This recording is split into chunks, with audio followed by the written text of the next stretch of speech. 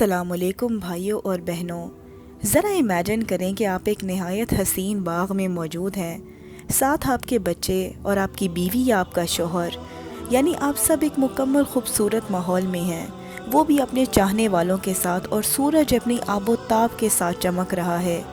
اتنی دیر میں آپ دیکھتے ہیں کہ باغ میں چھوٹے چھوٹے کیڑے مکوڑے نکل رہے ہیں۔ ظاہر ہے آپ اس بات سے پریشان ہوتے ہیں اور انہیں مارنے اور بھگانے میں مصروف ہو جاتے ہیں۔ آپ کو اپنے ساتھ ساتھ اپنی فیملی کی بھی فکر لاحق ہو جاتی ہے۔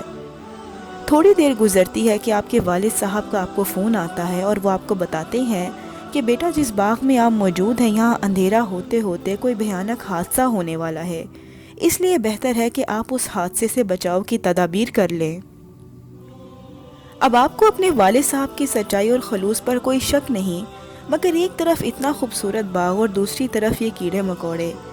آپ سوچتے ہیں کہ پہلے جو سامنے ہے اس کو دیکھ لوں، رات ہونے سے پہلے کچھ نہ کچھ کر لوں گا۔ پھر آپ کھانے پینے، شغل میلے اور وقتاً فوقتاً حشرات سے لڑنے میں ایسا مصروف ہوتے ہیں کہ آپ کو رات ہونے کا اندازہ ہی نہیں ہوتا، اور اچانک آپ کے کان کچھ بھیانک آوازوں کو سنتے ہیں اور آپ اپنے سامنے ایک خونخوار دیو کو کھڑا پاتے ہیں۔ اب ایک حیرت انگیز واقعہ ہوتا ہے۔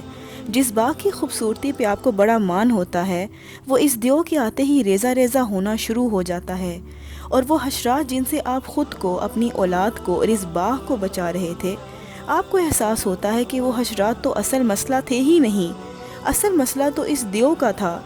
احتیاطی تدابیر تو اس دیو سے بچنے کے لیے کرنی چاہیے تھی، مگر آپ فضول معاملات میں پڑے رہے اور اس بھیانک حادثے سے بے خبر رہے۔ اب آپ بتائیں کہ ایسے شخص کے پاس سوائے پچھتاوے کے کیا بچتا ہے؟ اب وہ جتنا مرضی ماتم کر لے، اب اسے اس کی غذا بن جانا ہے۔ یہ دیو اب اسے چیر پھاڑ کر رکھ دے گا، اور نہ اس باغ کا حسن اور نہ اس کی اولاد اس کے کسی کام آئیں گے۔ اس شخص نے اپنی تمام تر طاقتیں لہو اور لعاب میں صرف کر دیں، اور اب وہ بے جان ہو کر اس دیو کے سامنے گھٹنے ٹیک دے گا۔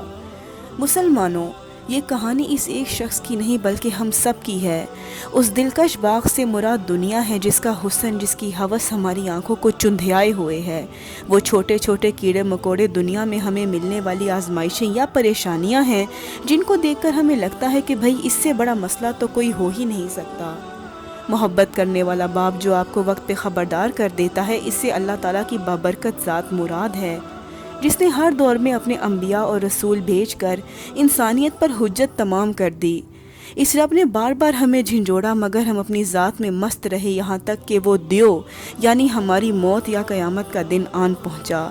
اب ہمیں ادراک ہوا کہ وہ باغ تو محض دھوکہ تھا، وہ مسائل تو اس مسئلے کے سامنے کچھ اہمیت نہ رکھتے تھے، مگر اب اس احساس اور آگہی کا کوئی فائدہ نہیں۔ اب ابدی تباہی اور ذلت اس انسان کی قسمت میں لکھ دی گئی، اس شخص کی بد نصیبی کا کیا کہنا۔ مسلمانوں، اب بھی وقت ہے کہ ہم خود کو ابدی خسارے سے بچا لیں۔